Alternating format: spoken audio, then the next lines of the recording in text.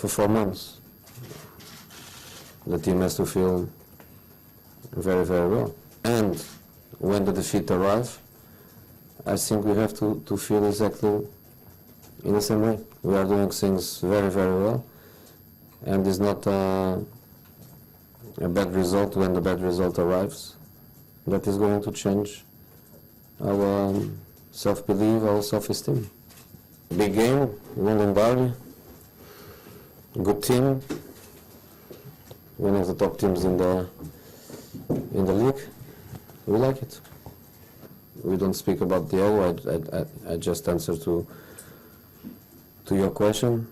We trust Remy and Drogba the same way we trust Diego, and this is not our way of work. So forget Diego. We trust the other two, and we go with the other two.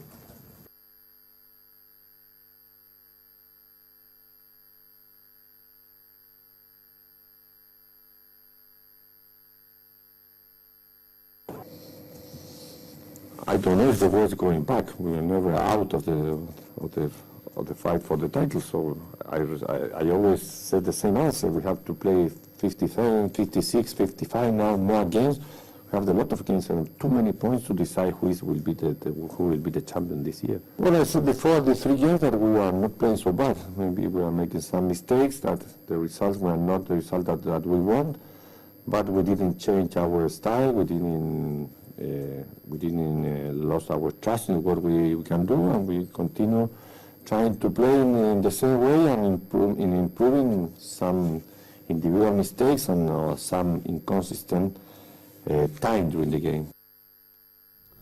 All right. Okay. Jose Mourinho is saying, look, even when we lose, it's not going to affect us. But it's interesting. I want to start from Manuel Pellegrini. Yeah. Everything has changed. And Manuel Pellegrini is now saying, look, we're never out of it. It's not because of the results. Yeah.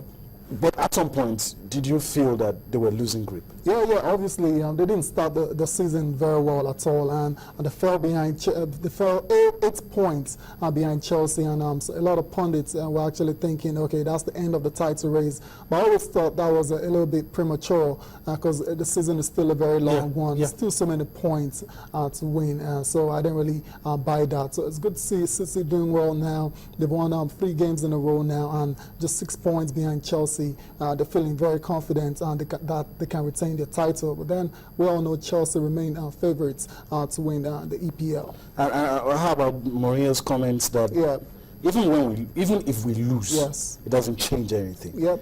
How do you react to that? Obviously, a lot of people will say there will be a crisis of. Okay, we'll get to this. These are the fixtures today, but I want you to react to that quickly.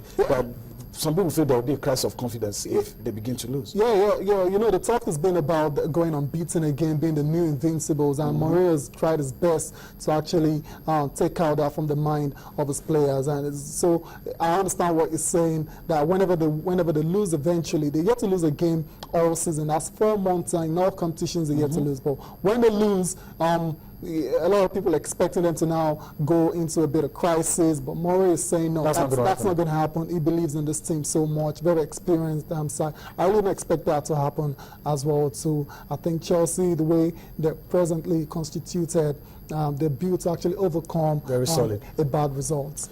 Okay, let's move on. Earlier we showed you fixtures for today. All right, let's quickly go to this. Arsenal will take on Southampton. Chelsea, Tyler talked about it just now. Chelsea take on Tottenham, Everton take on Hull, Sunderland take on Man City. In 1 minute, just wrap this up for us. Yeah, definitely. Biggest match of the night definitely is the London Derby between Chelsea and Tottenham.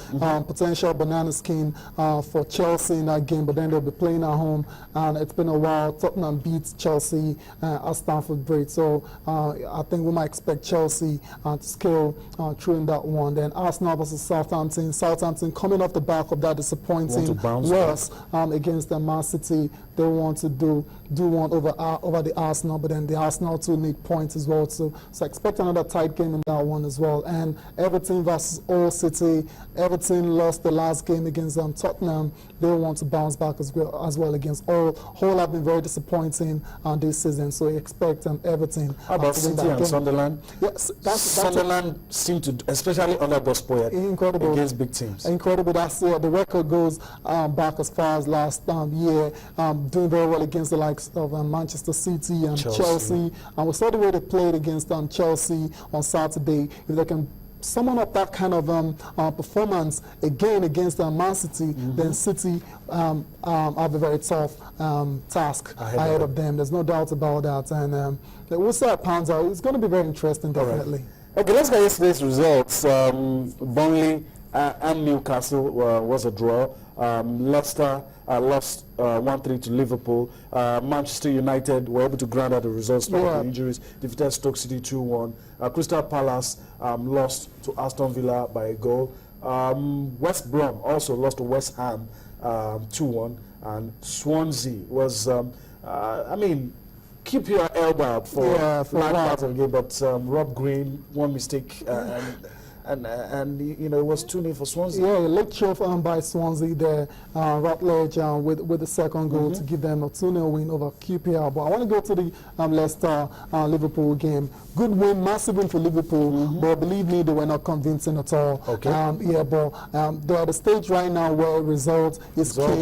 Yes, king performance. They might get to that later on, but right now they need 3 points. And going to Man United as well. In our game against Stoke City, they were very lucky to get a win. Believe me, in the last few moments of the game, Stoke City threw everything, including the kitchen sink at United, and thank God for the hair in goal. They made a couple of they held on. Yeah, good one for Louis van Gaal under pressure after a very bad start. All right, also a good one for Brazil football legend. Talking about Pelé, the 74-year-old three-time winner of the World Cup. Most of us grew up looking at what he did at the World Cup in black and white, 1958, 1962, and 1970. But it's a good one. At some point I was afraid that the man might just leave us, but he's out of the intensive care unit now, and he's telling people, look, I'm okay, I'm all right.